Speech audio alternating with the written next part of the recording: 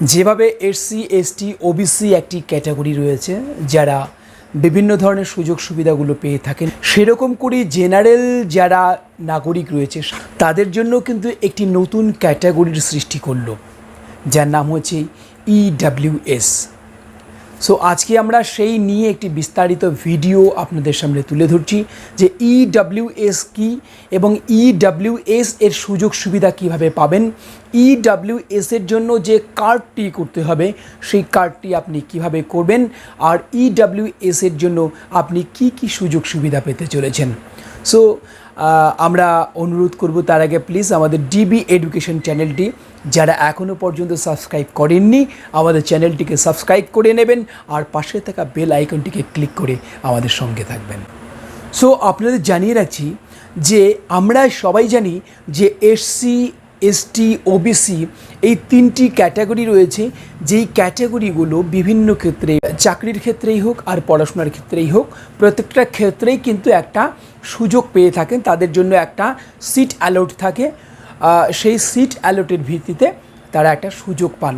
ঠিক সেভাবেই কিন্তু এবার জেনারেল যে পাবলিক রয়েছে বা সাধারণ যে নাগরিক রয়েছে তাদেরকেও কিন্তু একটি নতুন ক্যাটাগরিতে ভাগ করা হয়েছে, যার নাম হয়েছে ইডাব্লিউএস, ইকোনমিক্যালি উইকার সেকশন। এই ইকোনমিক্যালি উইকার সেকশন যারা অর্থাৎ সাধারণ নাগরিক যারা রয়েছে তারা কিন্তু এই সেকশনের মধ্যে পড়বেন। তাহলে কি সবাই ইডাব্লিউএস এই সেকশনের মধ্যে পড়বেন, না এই সেকশনের জন্য কোনো নিয়ম নীতি রয়েছে বা এর জন্য কোনো নির্দিষ্ট সিস্টেম রয়েছে? হ্যাঁ, এ ধরনের একটি কিন্তু নির্দিষ্ট সিস্টেম রয়েছে এবং যারা ইডাব্লিউএস এই কোটার ভিত্তিতে হতে চান তাদেরকে অবশ্যই কিন্তু এসসি এসটি ওবিসির মতো করে ইডাব্লিউএস নামক একটি কার্ড কিন্তু করতে হবে। সেই কার্ডটি সরকার আপনাকে প্রোভাইড করবে, সেই কার্ডের সুযোগ সুবিধা তারপরে আপনি আপনার বিশেষ ক্ষেত্রে প্রয়োগ করতে পারবেন। এবার আমাদেরকে জানতে হবে কারা ইডাব্লিউএস এই কার্ডটির জন্য এলিজেবল বা কারা এই জন্য আবেদন করতে পারে। সবাই কি এই ইডাব্লিউএস কার্ডের জন্য আবেদন করতে পারে? তার জন্য কিছু শর্ত দেওয়া আছে। প্রথমত জেনারেল ক্যাটাগরির জন্য এই কার্ড, দ্বিতীয়ত এই কার্ড যারা করবেন তাদের বার্ষিক আয় মিনিমাম 8 লক্ষ টাকার নিচে হতে হবে, তৃতীয়ত তাদের জমির পরিমাণ থাকতে হবে 5 একরের নিচে এবং শহরাঞ্চলে বসবাসকারী মানুষের ক্ষেত্রে তাদের আবাসিক ফ্ল্যাটের পরিমাণ হতে হবে 1000 স্কোয়ার ফিটের নিচে। অবশ্যই বিপিএল কার্ডধারী অর্থাৎ বিলো পভার্টি লিভ, এই বিলো পভার্টি লিভ যে কার্ড সেই কার্ড অবশ্যই থাকতে হবে। যাদের এই সমস্ত ডকুমেন্টসগুলো রয়েছে তারাই কিন্তু শুধুমাত্র ইডাব্লিউএস এই কার্ডের জন্য আবেদন করতে পারেন। এবার আবেদনের জন্য আপনাকে কি কি ডকুমেন্টসগুলো সাবমিট করতে হবে বা কি কি ডকুমেন্টসগুলো লাগবে?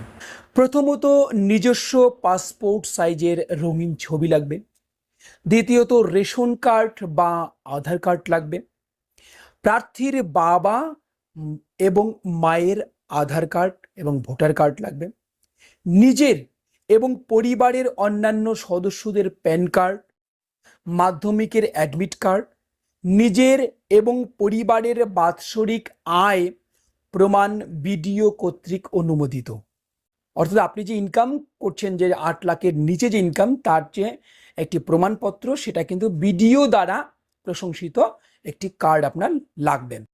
পঞ্চায়েতের ইনকাম সার্টিফিকেট লাগবে, পঞ্চায়েতের রেসিডেন্সিয়াল সার্টিফিকেট এবং যারা মিউনিসিপ্যালিটিতে রয়েছেন তাদের মিউনিসিপ্যালিটির যে রেসিডেন্সিয়াল সার্টিফিকেট সেটা লাগবে, জমি সংক্রান্ত পুরনো দলিল লাগবে, সাবকাস্ট সার্টিফিকেট যদি কারো কোনো সাবকাস্ট সার্টিফিকেট থেকে থাকে তাহলে সেই সাবকাস্ট সার্টিফিকেট থাকতে হবে, অ্যানেক্সার বিতে একটা সেলফ ডিক্লারেশন থাকতে হবে যে আপনি এই স্বীকারোক্তিপত্র থাকতে হবে, দুজন স্থানীয় ব্যক্তির প্রমাণ হিসেবে ভোটার কার্ডের প্রতিলিপি থাকতে হবে, জেরক্স কপি থাকতে হবে, নিজের এবং পরিবারের খাজনা বা ট্যাক্সের যে রসিদ হয় সেই রসিদ কিন্তু থাকতে হবে।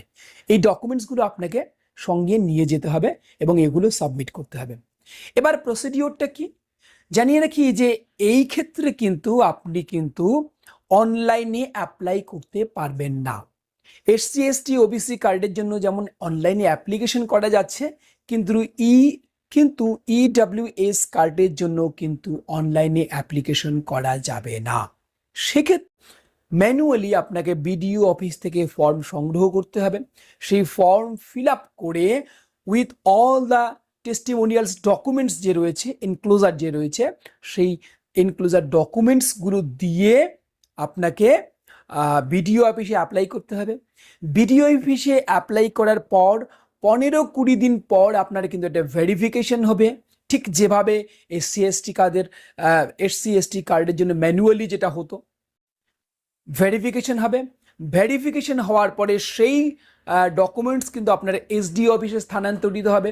এসডি অফিস তারপর সেটাকে ভেরিফাই করার পরে আরও সপ্তাহিক খানেক পরে কিন্তু আপনার এই কার্ড কিন্তু হয়ে যাবে।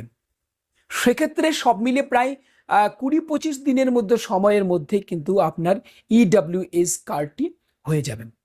এক্ষেত্রে আপনি কিন্তু সরাসরি আপনার বিডিও অফিস থেকে আপনার কার্ডটি পেয়ে যাবেন। যদি মনে করেন আপনি আরও ইমার্জেন্সি হিসেবে আপনার প্রয়োজন, সেক্ষেত্রে আপনি কিন্তু এসডিও অফিস থেকেও আপনি আপনার কার্ডটি সংগ্রহ করতে পারেন।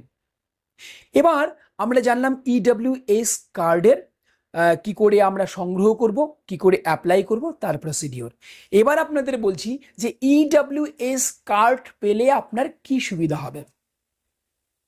যেমন করে এসসি এসটি ওবিসির ক্ষেত্রে এই কার্ডের ক্ষেত্রে তারা কিছু কিছু ক্ষেত্রে অগ্রাধিকার পেয়ে থাকেন, সেটা চাকরির ক্ষেত্রে হোক, সেটা এডুকেশনের ক্ষেত্রে হোক, ঠিক সেরকম করে আপনিও কিন্তু ইডব্লিউএস কার্ড থাকলে আপনার জেনারেল ক্যাটাগরির মধ্যে কিন্তু অগ্রাধিকার পাবেন এবং সেক্ষেত্রে আপনার শিক্ষাক্ষেত্রেই হোক আর চাকরির ক্ষেত্রেই হোক আপনি কিন্তু 10% সংরক্ষণের আসনে আপনি কিন্তু সংরক্ষিত হবেন। এবং আপনাকে অবশ্যই এই যে আপনাকে এই কম্পিটিশনটা কিন্তু যেতে হবে আপনার যে জেনারেল ক্যাটাগরি রয়েছে তার মধ্যে কিন্তু আপনার এই ক্যাটাগরিতে কম্পিটিশন হবে বা সংরক্ষণের জায়গায় আপনি থাকবেন।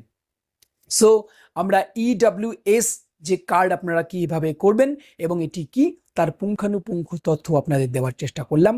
আশা করি আপনারা প্রত্যেকেই খুব সহজেই আপনাদের ইডব্লিউএস কার্ডটি করে নিতে পারবেন। সো সকলের জন্য অনেক শুভেচ্ছা থাকলো।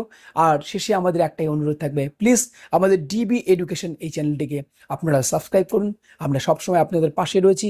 আর আমরা শুরু করছি নতুন করে অঙ্গনওয়াড়ি যে নিয়োগ প্রক্রিয়া চলছে